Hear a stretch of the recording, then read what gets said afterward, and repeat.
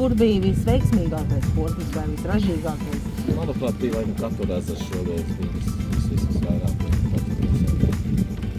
Un tas komanda šoreiz 17 komandas, tas apmēram tā arī ir katrā posmā? Nu, viduvē mums ir 20 komandas.